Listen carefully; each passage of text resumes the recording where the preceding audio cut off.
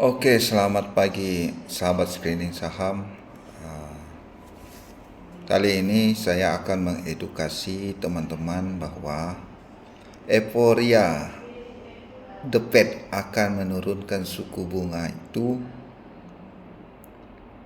bagaimana imbasnya terhadap IHSG dan saham-saham yang ada di Indonesia. Ya tentu, kalau The Fed menurunkan suku bunga, maka BI juga berencana akan menurunkan suku bunga.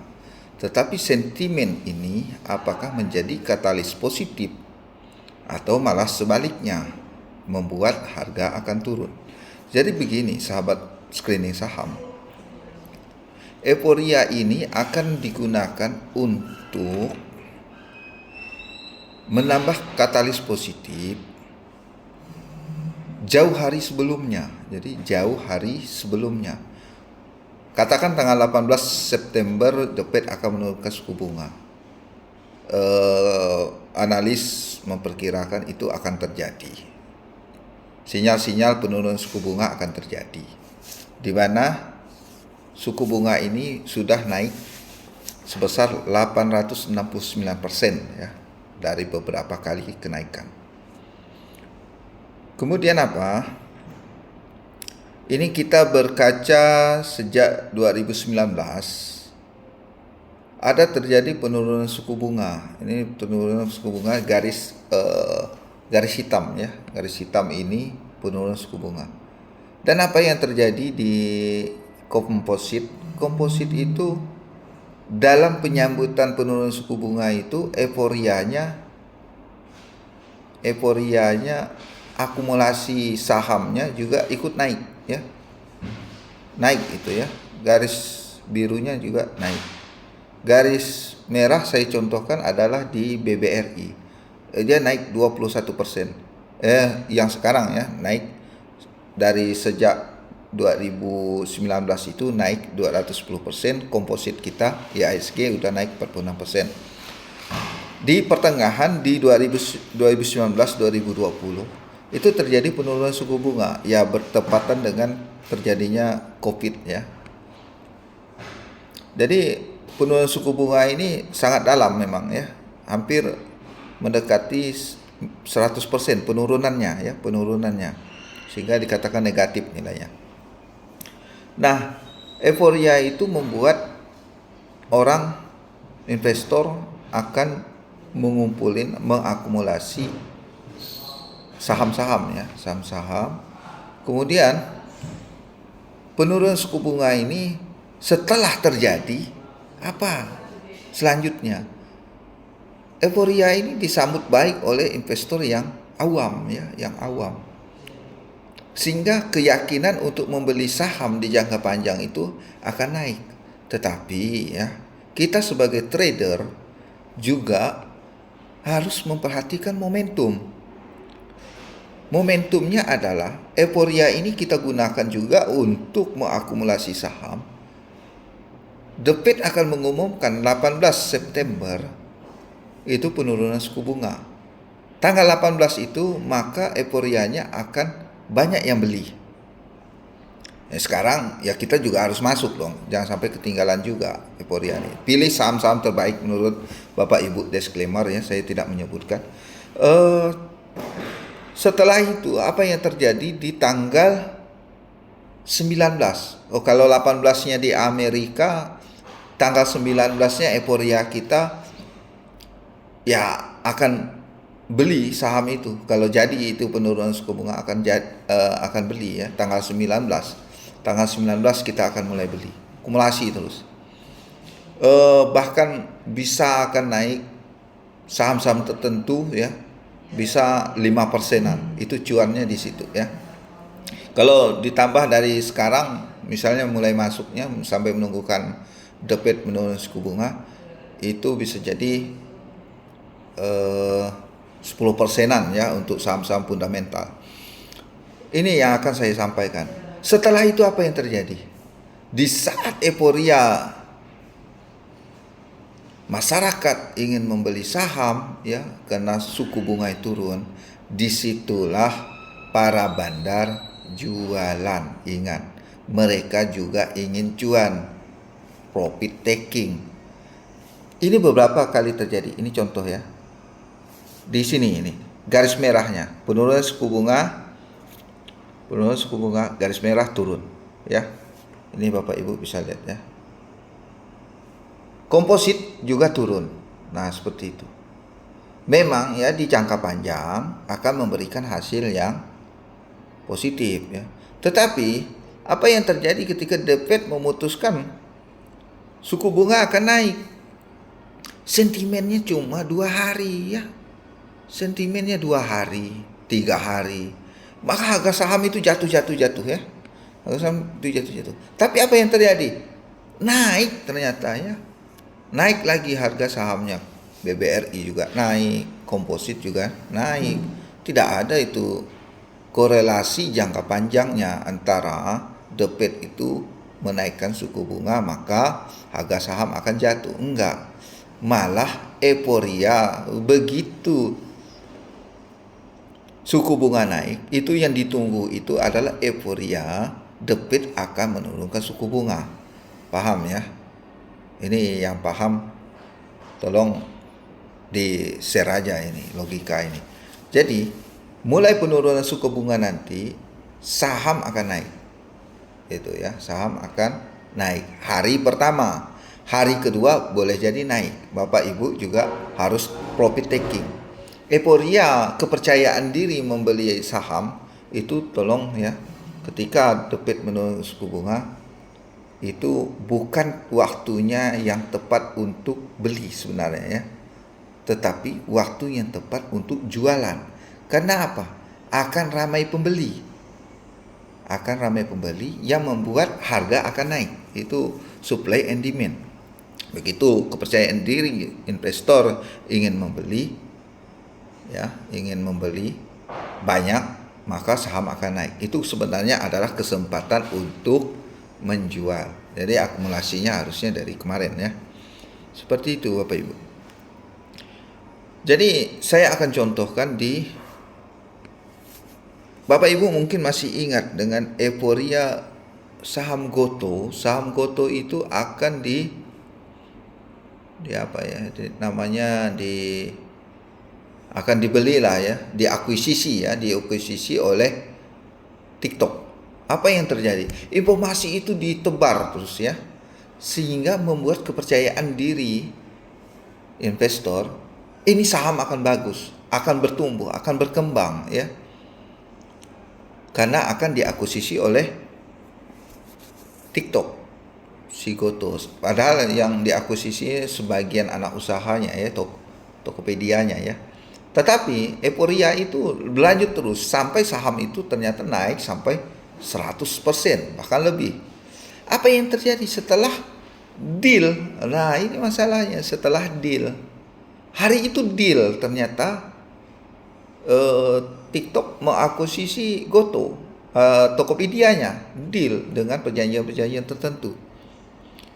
Euforia masyarakat yang tadinya yang ditunggu-tunggu akhirnya tercapai juga. Tetapi apa yang terjadi? Para akumulasi saham, para bandar, disitulah mereka jualan. Kenapa? Ramai yang beli. Ya, ini konsepnya. Mereka juga ingin cuan, Bapak Ibu. Mereka juga ingin cuan. Nah, itu konsepnya. Penurunan suku bunga kita lihat lagi. Ini di 2019 menuju 2020. Saham itu pertama akan naik ya. Tetapi setelah itu turun.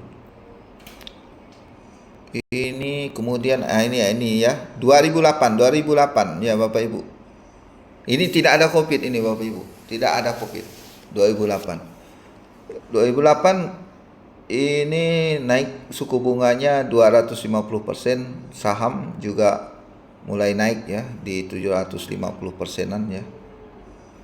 BBRI ya ngegas tempo hari ya dalam 1%. 2008 ini suku bunga diturunkan malah ya. Ini saya ambil contoh, BBRI malah turun, suku bunga diturunkan.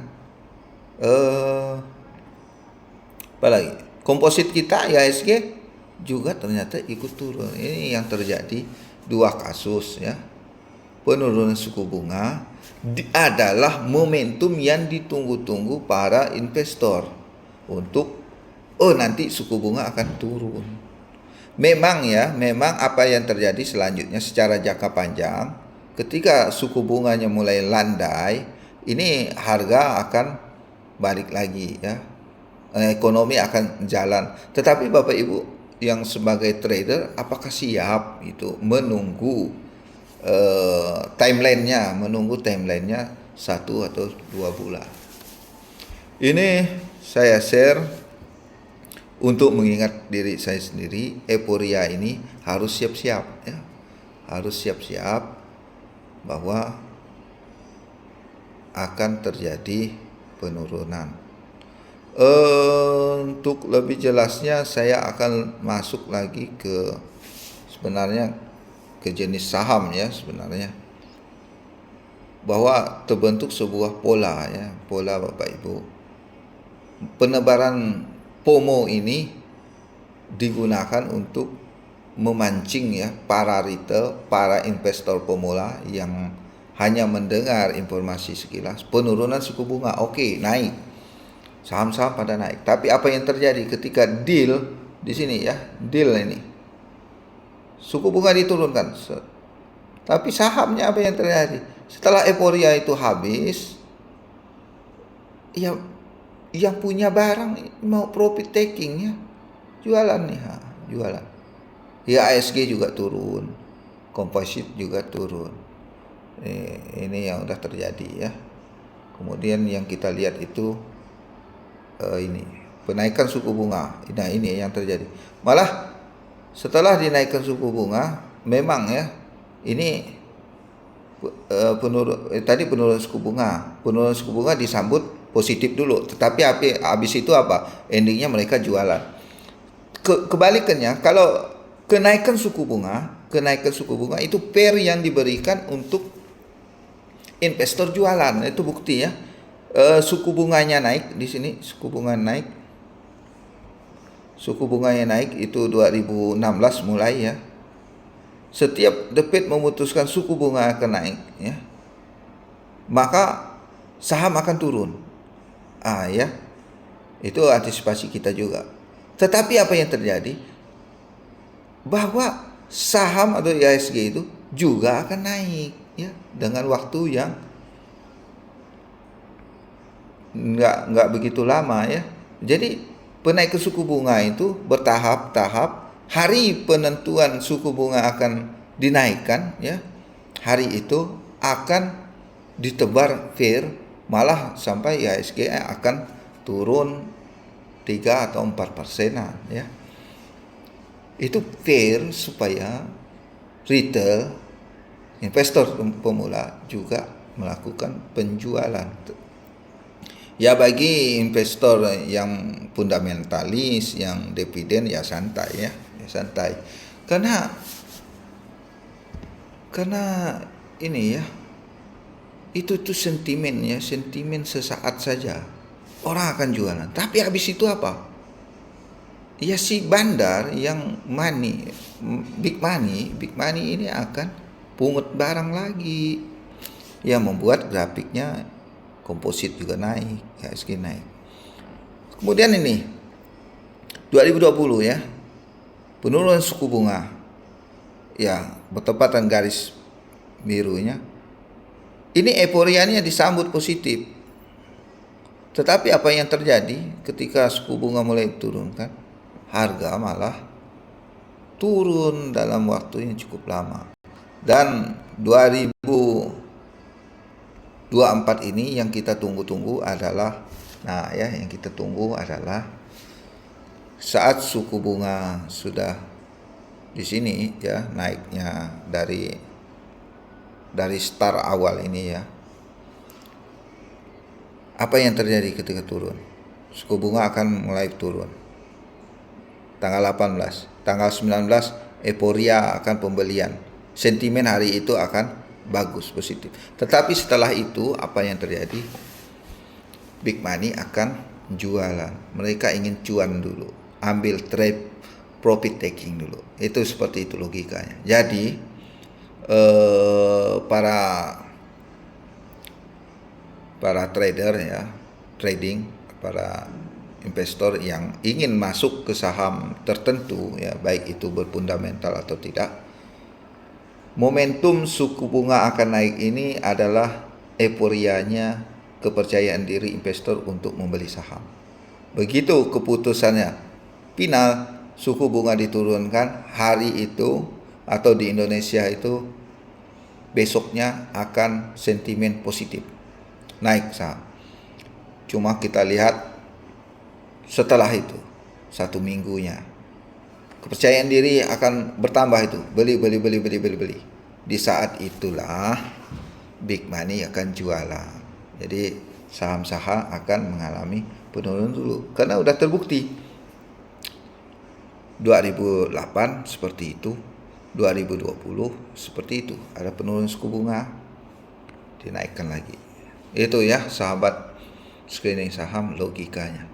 Mudah-mudahan tidak terjadi. Mudah-mudahan benar euforia itu seperti itu. Suku bunga turun, maka harga saham akan naik. Itu jangka panjang ya. Sekali lagi itu jangka panjang. Yang nggak sabar jangka pendek, siap-siap harga saham akan dibawa turun dulu karena euforianya sudah habis, suku bunga sudah turun, yang dinanti-nanti itu sudah tidak ada lagi, sudah terjadi gitu Bapak Ibu. Profit taking dulu, bandar big money, profit taking dulu, itu konsepnya ya Bapak Ibu. Oke, mudah-mudahan logika sederhana ini bisa mencerahkan ya, bahwa tanggal 18 tidak lama lagi ya, akumulasi sudah terjadi dari bulan Agustus ya. Euforia sudah di puncaknya ini ya. Hati-hati profit taking. IHSG kita ya.